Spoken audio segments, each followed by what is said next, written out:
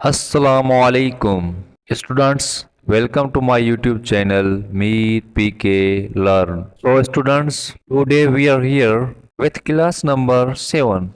So in today's class, first of all, we will do the homework that I gave you last class, and on the second number, we will discuss a bit more details of structure I told you previous classes. So guys, time waste किए बिना start करते हैं।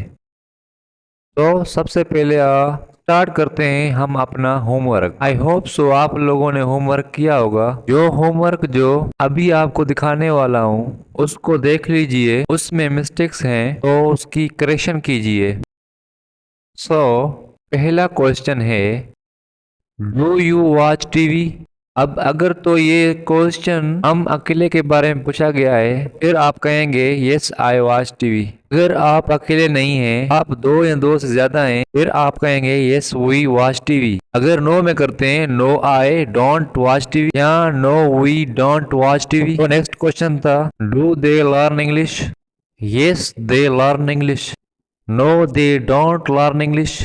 Do we use the computer? अब अगर ये सवाल सिर्फ आपके बारे में पूछा गया है तो आप यू यूज करेंगे, लेकिन अगर इसमें वो बंदा भी शामिल है जो सवाल पूछ रहा है, फिर आप वी यूज करेंगे। Yes we watch sorry we use the computer या yes you use the computer. No we don't use the computer. No you don't use the computer. Fourth question है, do I sit here? Answer है yes you sit here. No you don't sit here. Number 5, do you live in this city? Yes I live in this city. अगर आप दो या दो से ज्यादा हैं, आई नहीं बल्कि वी कहेंगे। Yes we live in this city. No I don't live in this city या no we don't live in this city. Do we go to mosque? Yes we go to mosque या yes you go to mosque. No we don't go to mosque. No you don't go to mosque. दोनों सूरतों में सही है। अब we भी use हो सकता है, यू भी यूज हो सकता है, वो आप पे डिपेंड करता है क्वेश्चन है किसके बारे में आया कि आप ये क्वेश्चन में शामिल हैं, तो आंसर करे वो बंदा खुद भी शामिल है या फिर आप उसमें शामिल नहीं है। अगर आप उसमें शामिल नहीं है तो आप यू यूज करें, आप खुद भी शामिल है तो वी यूज करेंगे। Do they go for morning walk? Yes they go for morning walk या no they don't go for morning walk. Do Asim and Amir study in this college? Yes Asim and Amir study in this college. No Asim and Amir don't study in this college. Do they work in this factory? Yes, they work in this factory. No, they don't work in this factory. So, do you visit different places? Yes, I visit different places. After yes, we visit different places. No, I don't visit different places.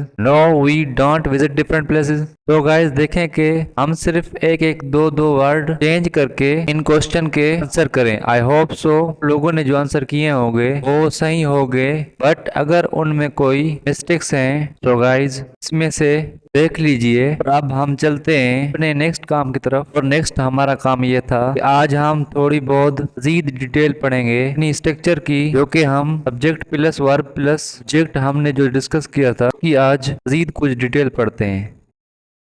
In previous classes the structure that we will using that first subject plus verb plus object, ये वो structure हैं जो कि हम पिछली classes में पढ़ते। But today I am just you tell you that in next classes we will just changed move. क्या चेंजेस हम इसमें करने जा रहे हैं, वो हम क्यों करने जा रहे हैं, इस चीज को देख लेते हैं। तो स्टूडेंट्स अब नेक्स्ट क्लासेस के अंदर तो मैं स्ट्रक्चर यूज करूंगा, कुछ यूं यूज करूंगा, subject plus V first form. अब वी से है वर्ब, ये फर्स्ट फॉर्म ये उसकी फॉर्म है। असल में जो वर्ब होता है, इस वर्ब की 4 फॉर्म्स होती हैं। Okay, first form, second form, third form, fourth form या फिर चौथी फॉर्म पार्टिसिपल फॉर्म या आईएनजी फॉर्म कहा जाता है। मिसाल के तौर पे हमारे पास एक लफ्ज है गो। अब इसकी 4 फॉर्म्स हैं। ये फर्स्ट फॉर्म है, वेंट इसकी सेकंड फॉर्म है, गॉन थर्ड फॉर्म है एंड गोइंग इसकी फोर्थ फॉर्म या आईएनजी फॉर्म या पार्टिसिपल फॉर्म है। अब देखें कि हर एक जो फॉर्म है बेसिकली अपने टेंस के हिसाब से यूज होगी। बहरहाल ये चीज हम आगे चल के देखते हैं कौन सी फॉर्म कहाँ पर यूज करनी है। तो यहाँ पर जरूरी नहीं है कि ने फर्स्ट फॉर्म लिखा है मीन्स फर्स्ट फॉर्म ही आना है, तो सेकंड फॉर्म आ सकता है, थर्ड फॉर्म आ सकता है, फोर्थ फॉर्म आ सकता है। लेकिन जिस तरह आप ऊपर स्ट्रक्चर के अंदर मैंने वर्ब लिखा हुआ है, अब नीचे के स्ट्रक्चर में मैंने वर्ब नहीं लिखा बल्कि वी फर्स्ट फॉर्म लिखा है। इनके यहाँ पर वी सेकंड फॉर्म आ सकता है, वी थर्ड फॉर्म आ सकता है, वी फोर्थ फॉर्म या आईएनजी फॉर्म आ सकता है। इनके वो टेंस के हिसाब से यहाँ जमाने के हिसाब से देखेंगे कौन सा वर्ड यहाँ पर आएगा। होप सो स्टूडेंट्स समझ आ गई होगी। पर नेक्स्ट स्ट्रक्चर वर्ब का लफ्ज नहीं इस्तेमाल करेंगे बल्कि first form, second form, third form या फोर्थ फॉर्म का लफ्ज इस्तेमाल करेंगे। And the end is the applying. अब पहले हम यहाँ पर ऑब्जेक्ट लिख रहे थे, हम यहाँ पर ऑब्जेक्ट नहीं लिख रहे बल्कि इसकी जगह पे ब्लैंक दे रहे। अब इस ब्लैंक्स के नीचे क्या लॉजिक है, क्या रीजन है। अब ये ब्लैंक्स छोड़ने का असल जो मकसद है तो ये है कि हर सेंटेंस के अंदर ऑब्जेक्ट जरूरी नहीं आएगा। ठीक है। अब जैसे कि हमारे पास जो बेसिक स्ट्रक्चर होती हैं वो 5 होती हैं। ठीक है। जो हमारी बेसिक स्ट्रक्चर है उसमें सब्जेक्ट आता है प्लस वर्ब। दूसरी जो ये पहली स्ट्रक्चर है, दूसरी जो स्ट्रक्चर है subject plus verb plus object. ये वही स्ट्रक्चर है जो पिछली क्लासेस में हम पढ़ चुके हैं। थर्ड स्ट्रक्चर है subject plus verb plus adjective. Fourth structure है subject plus verb plus adverb and the last one is subject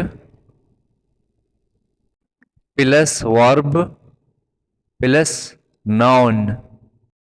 अब जो कि हमें इस चीज का नहीं पता था बल्कि हम सेंटेंस बनाएंगे तो उसमें ऑब्जेक्ट आएगा या नहीं आएगा।